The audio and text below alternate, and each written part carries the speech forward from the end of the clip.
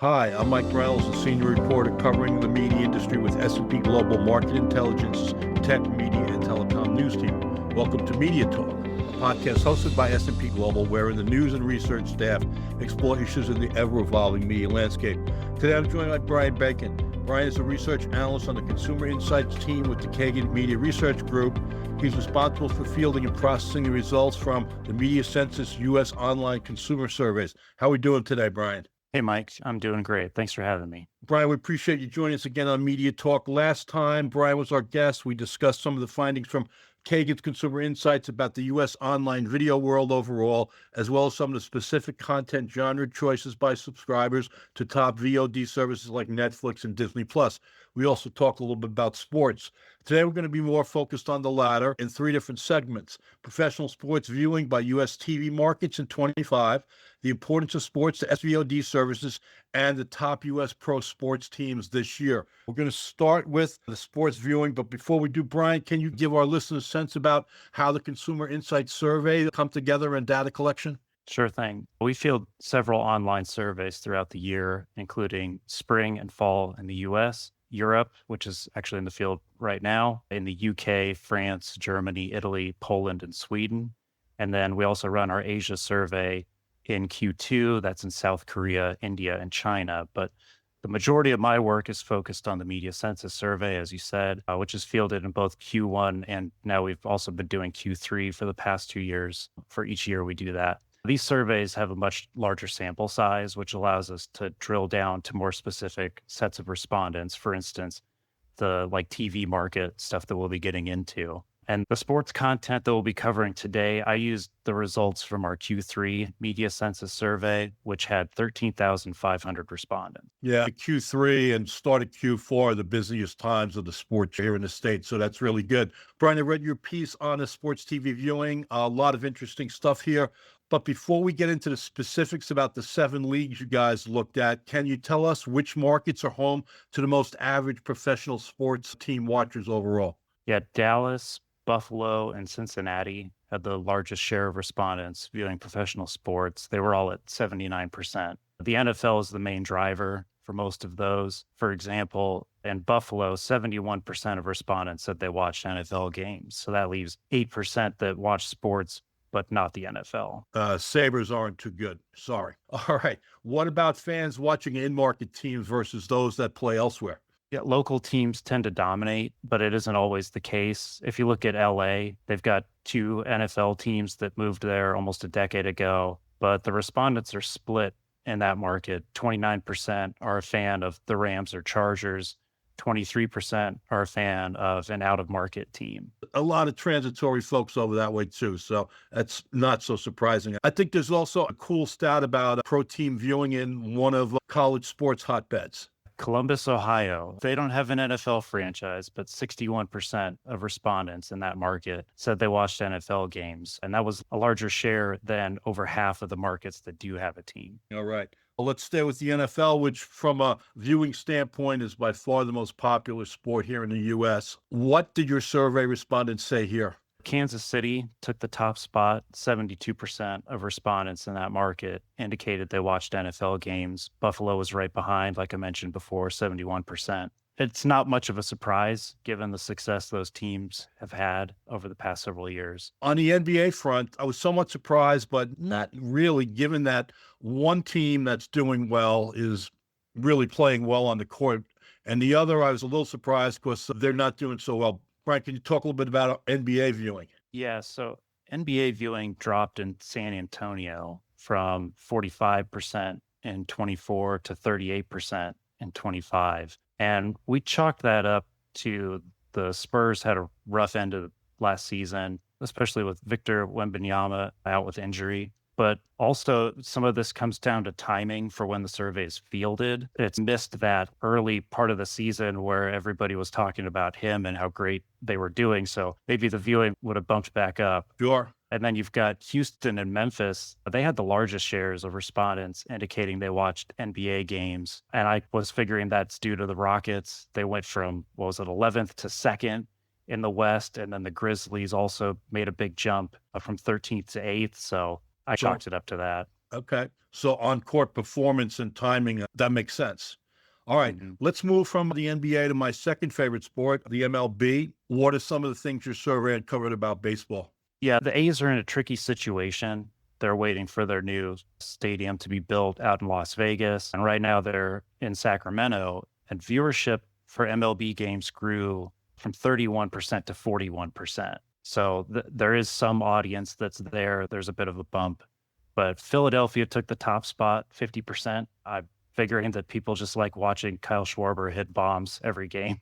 Yeah, I guess if the reports are true, he's going to be around for a little bit longer. Just signed a big free agent deal to stay with the Phillies. So good luck to them and to viewers in Philly. Let's go to hockey. There was a new team in the new market last year, and fans of the Utah Mammoth, if you will, responded with increased viewing. Brian? Yeah, NHL viewing grew from 12% to 19% in Salt Lake City. You also had a big increase that jumped up in Tampa, but Miami was odd that it declined, actually. NHL viewership declined in Miami. They just won the Stanley Cup, though. Yeah, and isn't it like two in a row? Are already bored by that? I don't know. Seems Yeah. strange. All right, let's go to soccer here in the U.S. MLS first, if you would, Brian. Yeah, Lionel Messi, he can sure play. That's Apparently for sure. Yep. draw an audience too. Miami had the largest share of respondents indicating they watched MLS games, 21%, and that's up from 16% last year. All right, so they switched over. They switched over from hockey to watch Messi play. Okay, well, I good. guess. All right. How about the ladies kicking it around on the various NWSL pitches around the country? Yeah, only 5% of total respondents indicated they watched National Women's Soccer League games, but in Seattle, that was up at 10%. Okay. There's also some markets out there that had a larger share of viewers, but they don't actually have a team. Okay. Buffalo, Boston, and Nashville were all at 7%. All right. That's interesting. And NWSL continues to look to expand, so maybe there'll be some franchises there in the seasons to come. Anyway, let's finish up with another women's sports. This one that's in the midst of trying to get a new collective bargaining agreement with its players, the WNBA. Given the team's regular season success, I'm not surprised which market finished on top, Brian. Yeah, we got Minneapolis, Indianapolis, and Atlanta, the largest shares viewing games, all around 21, 22%. And it seems that star power, team performance, that's what's driving viewership. One other thing I wanted to mention too is that 22% of respondents in Raleigh, Durham, that market, indicated they watched WNBA games. This is despite they don't have a team, but Raleigh, Durham, that market kept coming up as I was looking at the data that they might not be home to a team, but the viewership was pretty high. If we go down to the college ranks, Duke and North Carolina in that area, certainly those are high profile college teams. Maybe sports fans need to watch a little bit more after the college games are over. Anyway, Brian, let's move over to sports and subscription video on demand services. Some fascinating survey responses here. I think among those who are Netflix users, Brian, can you tell us a little bit about the divergent mindset among those who use the top streaming service? Yeah, we asked respondents who use these services that actually have live sports as what part of their content offering, how important that was in deciding to use the service. About a quarter of users for Netflix said it was extremely important,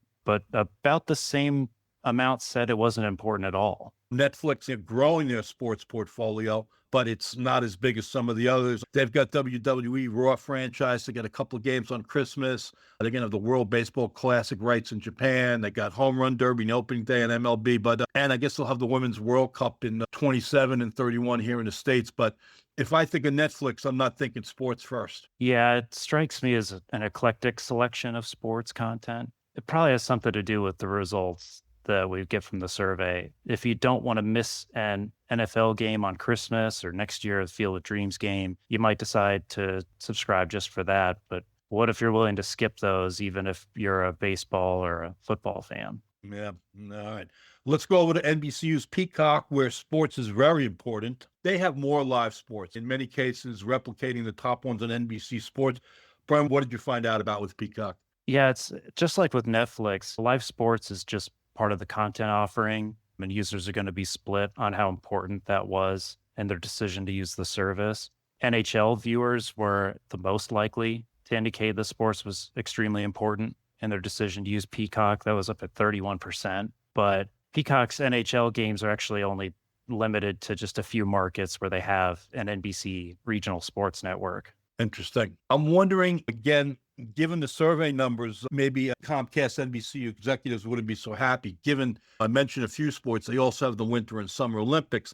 They're into WNBA, there's golf, and they're going to have MLB starting up this season. This is one of the better sports lineups in streaming, right, Brian? Yeah, but the thing for Comcast, it's that Peacock isn't the only delivery method that they have for live sports. As an example, there are a few Peacock exclusive games for the NFL, but most of the games are available on NBC. Yep.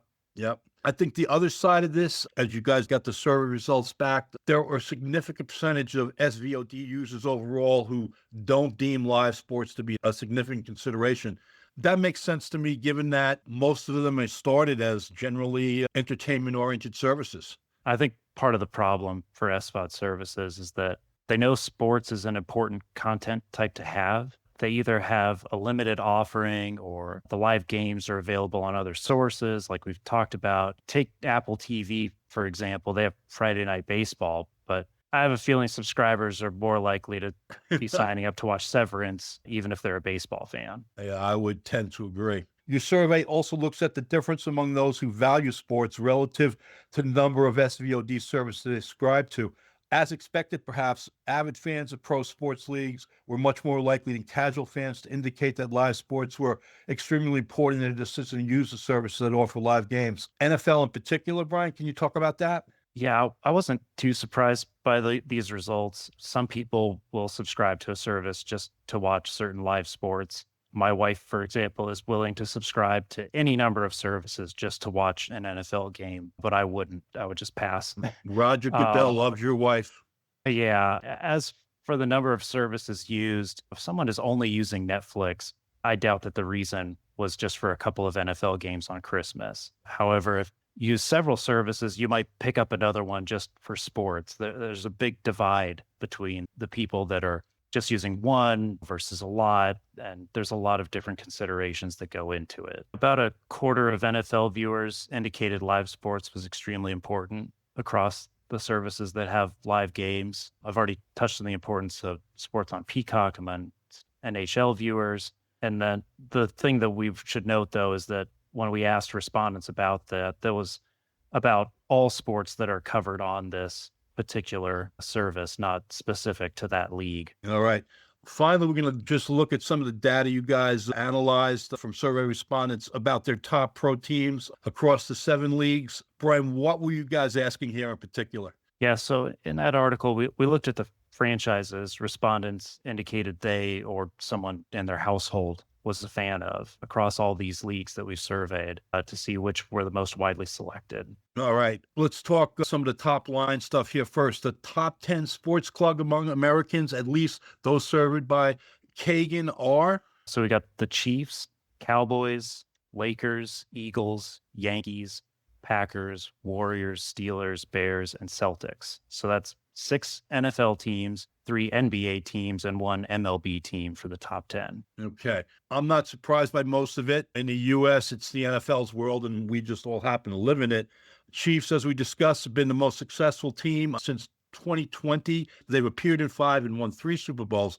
Dallas, the Cowboys, long been America's team. A lot of people love them. Maybe a lot more hate them. I don't know. Their Thanksgiving Day matchup averaged 57.2 million viewers. That's the most watched NFL regular season game in history, and it shattered the previous record by about 15 million. Your thoughts about this, Brian? Yeah, I'm with you. Seeing the Chiefs and Cowboys at the top of the list makes a lot of sense for the reasons you've mentioned. And yeah, the ratings for that game was just huge. The rest of the list includes teams that are a mix. There's some with recent success that maybe explains it, big star power. You could just have a devoted, widespread fan base.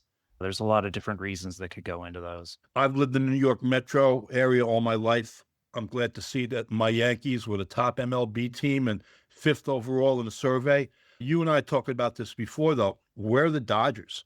Clearly, they've been baseball's most successful team over the past decade or so. Yeah, there's something about certain franchises that makes them popular across markets. It's like they're an institution. Now, part of this is just a reflection of baseball being a local sport, and New York is the biggest market. Sorry, Mets, as I covered last year. In New York, it's the Yankees and not the Mets that have the bigger fan base. Let's see if Steve Cohen has something to change that over the next decade. Anyway, Brian, you're an Arizona Diamondbacks fan. Do I ask where they rank among MLB teams? They came in 20th. That's not so bad. Yeah, it's not too shocking for an expansion team that's younger than I am. Okay. Let's get past the big three sports of the NFL, NBA, and baseball. Brian, what are the most popular NHL, MLS, NWSL, and WNBA teams? The Indiana Fever was the most popular WNBA team at 17th overall. For the NHL, it was the Blackhawks and Bruins that were the most popular. For soccer, Inter Miami, as we covered before with Messi. And then it was the Chicago Red Stars for the NWSL. As we've mentioned already, Messi makes Inter Miami the top MLS club. And for the Fever, Caitlin Clark, even though she missed most of the past season, I guess she and the team, I think they made it to the semifinals. The Fever in the 25 season pushed up way on the top of the WNBA rankings. So that's good. All right. Your survey also delves into top teams by gender and age. Let's go gender first if we could, Brian. Yeah, among male respondents, the Lakers were the most popular team. While for female respondents, it was the Chiefs. But something to keep in mind is that respondents were selecting teams that they or a member of their household were a fan of. Is that code for Taylor Swift? It could be. All right. I think the survey broke respondents down to the 6 different age brackets, so there's a lot of data here. Can you break down a couple of the key headlines for us? Yeah, so younger respondents were more likely to have NBA teams in their top 10, with the Lakers taking the top spot for 18 to 44-year-olds for all 3 of those age groups in there. For the older groups, NFL teams hold 7 to 9 of the top 10 spots, depending on which one you're looking at. As you look back, Brian, on the favorite team research, a couple of things that stand out in your mind overall? Teams do have reach outside their home market. You can look at the Packers, right? Green Bay is a small market, but they're a very popular franchise. Also, it's not just the recent champions. Stars do draw fans. Las Vegas won the WNBA championship, but the Fever had the most fans. We're going to finish up here. Brian, maybe a couple of things that surprised you on the team survey? I was surprised to see the NHL team so low in the rankings. I guess I figured that a team like, say, the Red Wings or some other team would at least break the top 20, but they were much lower. Yeah, I don't know. The original 6, these teams have been playing forever. So anyway, one thing we didn't get to today, because as New York Knicks legend Walt Clyde Frazier might say, things are still percolating. But Brian, you have an assessment of Consumer Insights data on what platform sports fan watch their sports. Can you give us a bit of a tease here? Yeah, so local broadcast channels are still the king. There's a lot of talk about streaming options for sports, everything from exclusive games on services like Netflix to simulcast games on stuff like Peacock. But there's still a significantly smaller share of fans watching games on those services. Yeah, and there's definitely been some movement again in the transformation of the RSN world toward more games showing up on local TV stations. All right. You can check out Brian's more in-depth stories drawn from the Consumer Insights data that we discussed today on Cap IQ Pro. The platform will also be home to the piece on where sport fans are watching their ball games today. That concludes this episode of Media Talk. I just want to thank Brian for spending a lot of time sharing his insights about the business of sports and its importance to the overall media landscape. Much obliged, Brian. It's been a pleasure, Mike. Thanks for having me. And this is Mike Reynolds. Thanks to all of you for listening. We'll catch up soon on the next edition of Media Talk. Bye, everybody, and enjoy the holidays.